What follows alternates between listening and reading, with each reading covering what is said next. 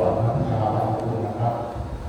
เมื่อท่านพร้อมแล้วก็ขอเชิญท่านกล่าวคำกล่าวพระในธรรมเลยครับอะระหังสัมมาสัมพุทโธภะคะวาพุทธังภะคะวันตังอภิวาเทมิสวากขาโตภะคะวะตาธัมโมธัมมังนัมสสามิสุปฏิปันโนภะคะวะโตสาวก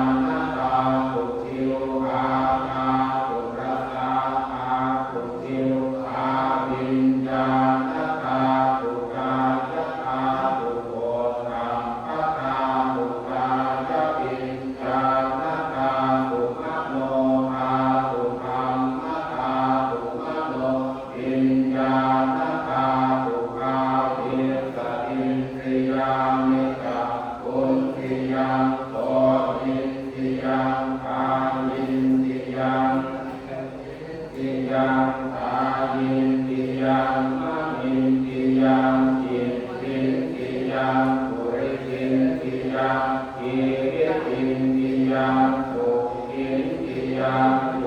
กินติยังโสมนัสสินติยังโสมนัสสินติยังอุเท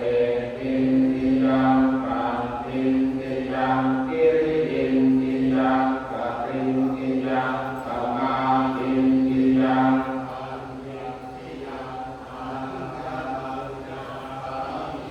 สินติยังอันติยังอัญญาภาวินติยังจัตตาริอริยสัจจามิปุขังอริยสัจจังทุกขสมุทัยโยอริยสัจจังทุกขนิโรธคามิเนปฏิปทาอริยสัจจังเอตุปัจจโยอารัมมณปัจจโยอธิปติปัจจโยอนันตรปัจจโยสมนันตรปัจจโยสัมมาสัพปัจจโยอัญญมัญญปัจจโยเอกยปัจจโยอุปนิสัยปัจจโยปุเรชันตปัจจโยปัฏฐานังปัจจโยอาเจวนปัจจโยกรรมปัจจโยวิปากปัจจโยอาหารปัจจโยอินทรียปัจจโยทานปัจจโยมาคปัจจโยสังขโยตปัจจโยวิปโยตปัจจโยอันติปัจจโยนาติปัจจโยวิคัตปัจจโยอวิคัตปัจจโย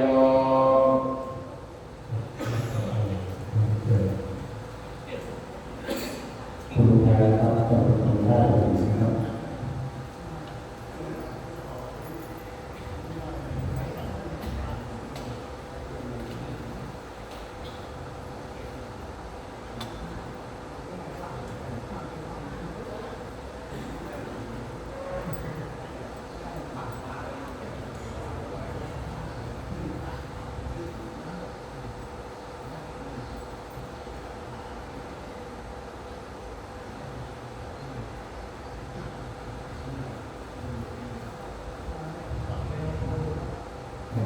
รอแล้วรอเกิดท่านก็จะมาครับ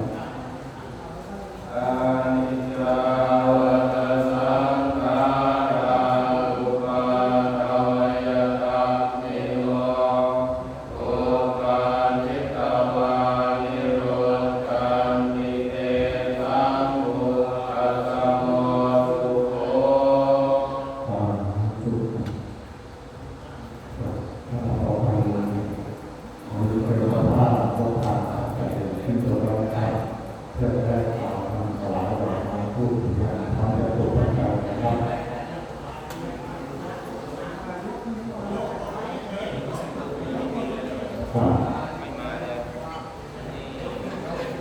เราพร้อมแล้วเราตั้งโมพร้อมกันจบครับนะโมตัสสะภะคะวะโตอะระหะโตสัมมาสัมพุทธัสสะนะโมตัสสะภะคะวะโตอะระหะโตสัมมาสัมพุทธัสสะ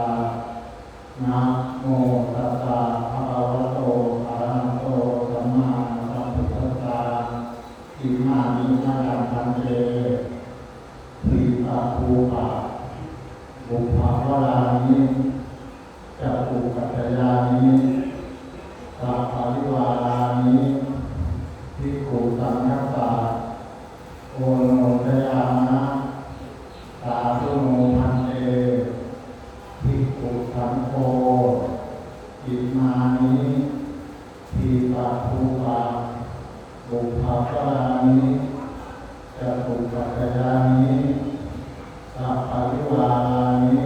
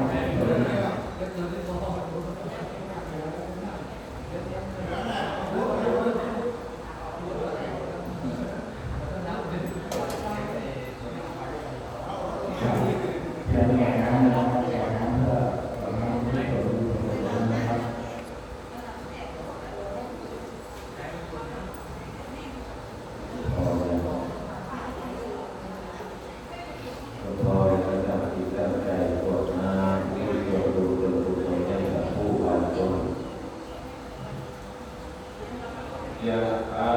วะริวานาปุราหาริปุเรนติสาคารังเอวะเมวะอิโตทินังเปตานังอุปกัปปะเตอิทิตังปฏิตังตุนังวิปะเมวะสมิจจโตสัพเพปุเรนตุสังกปาจันโทปนารโตยะถามณิโตติระโตยะถาเอวะทันโตสัพพะโรโควินาศโตมาเตภวันวันตรายโยสุขิติกายุโกภวะอภิวันทนาสิเตสะเดจังพุทธะปัจจายโนจังกาโรธรรมะวันทันติอายุวันโนสุขังพลังอัคาสิเลอาคาสิเมยาติเมนาสตาจะเมเอตานังอาภินังทานจาภูมิเตกัตมโนสารังจหิรุนังวาโสโกมาจาวันยาปริเทวนานาตังเมตังนามาตายะเทวังติตังติยาตโยอายังจักโขตังกินาตินาสังฆังติสุปฏิทินาติกานังตังหิตายังสัทธานาโสอุปกัมปนิโสยาติธัมโมจายังนิทัสสิโตเตตานะปุจจานาคตาอุรานา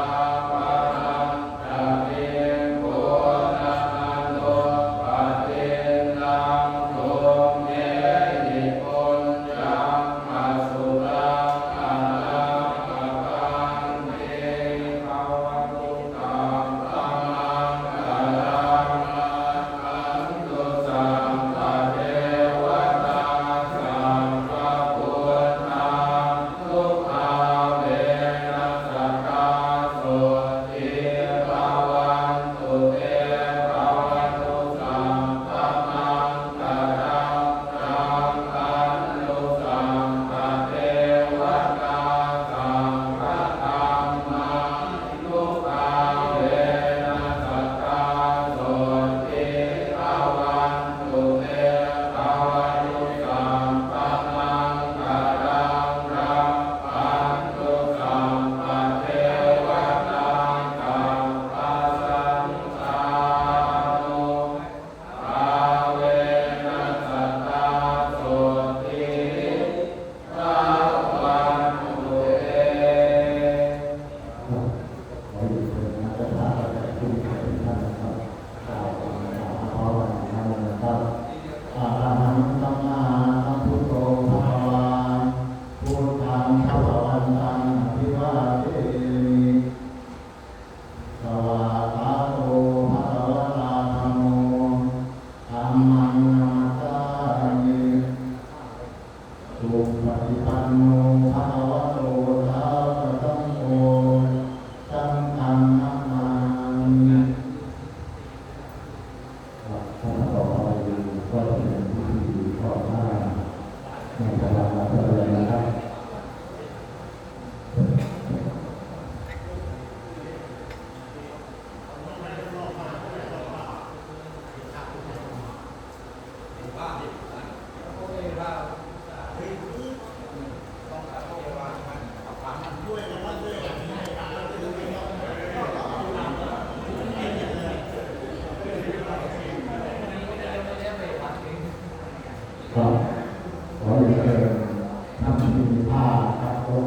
ที่โสดไว้เก่ามันก็ทำให้เกิดนามาคูปังอนิจจังนามาคูปังทุกขัง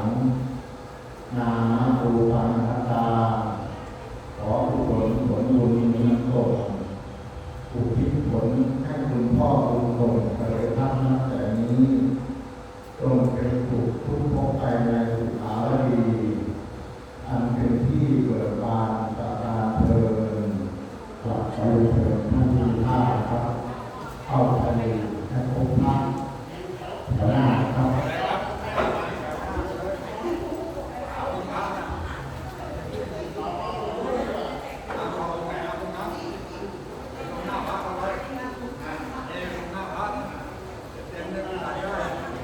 พบกันครับที่เราได้พูดสอนครับพบกัน